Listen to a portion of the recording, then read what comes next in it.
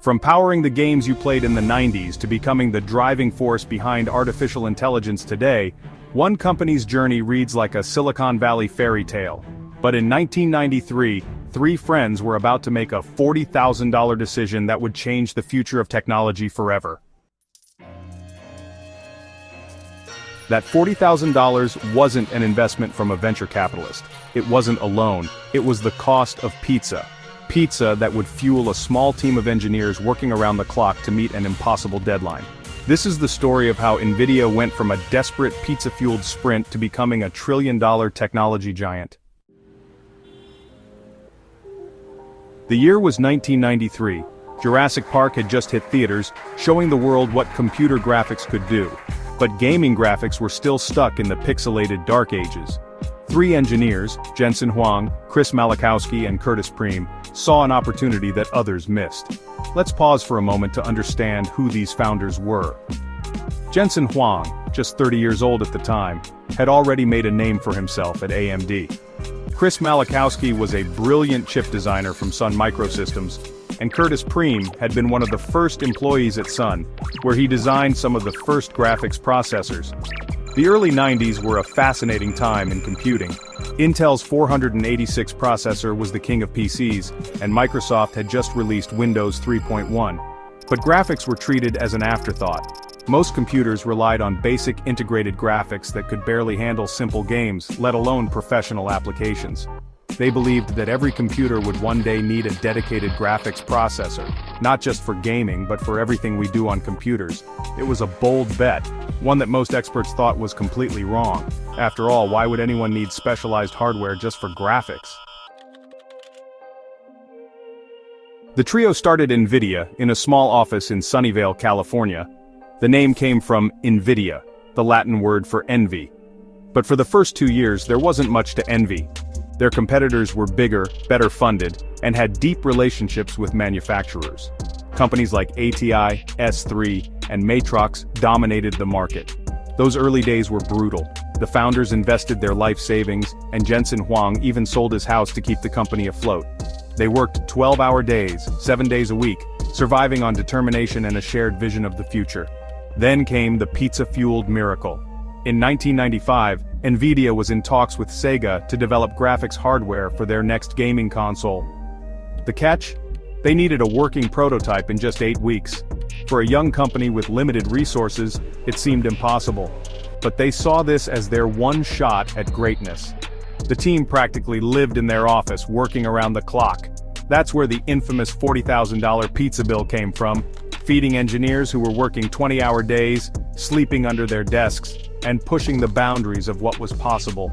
Every slice of pizza fueled another line of code, another circuit design, another step toward their dream.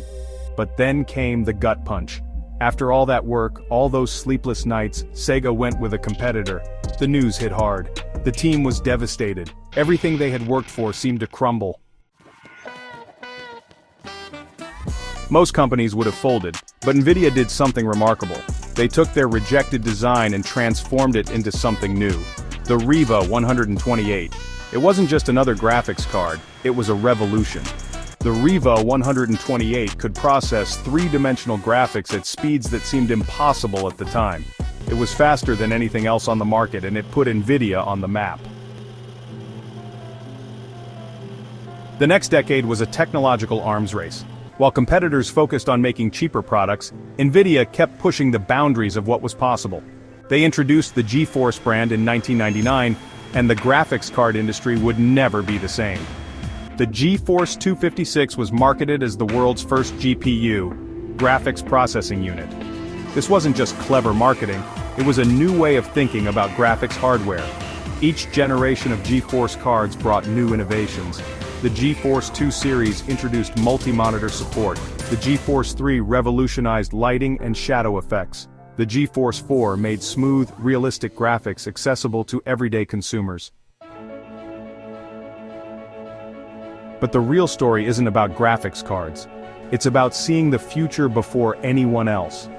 In 2006, Jensen Huang made another bet that seemed crazy at the time. While the company was dominating the gaming market, he saw something bigger on the horizon. He believed the same technology they used to render graphics could be used to solve complex mathematical problems. The parallel processing power of GPUs could be harnessed for scientific computing, data analysis, and eventually, artificial intelligence. They called it CUDA, Compute Unified Device Architecture. This was a pivotal moment. CUDA transformed NVIDIA's GPUs from gaming hardware into general-purpose supercomputers. Scientists could now run complex simulations that would have taken months on traditional processors. Financial institutions could analyze market data in real time, and researchers could train artificial intelligence models at unprecedented speeds. Today, NVIDIA's technology powers everything from self-driving cars to weather prediction systems. Their GPUs are essential for training ChatGPT and other AI models. They're helping scientists understand climate change, develop new medications, and explore the depths of space. Breaking news. The company that started with a $40,000 pizza bill is now worth over $1 trillion. But perhaps more importantly, they're building the tools that are shaping our future. Every major AI breakthrough, every stunning video game, every self-driving car test relies on technology that traces its lineage back to those early days in Sunnyvale. And NVIDIA isn't slowing down.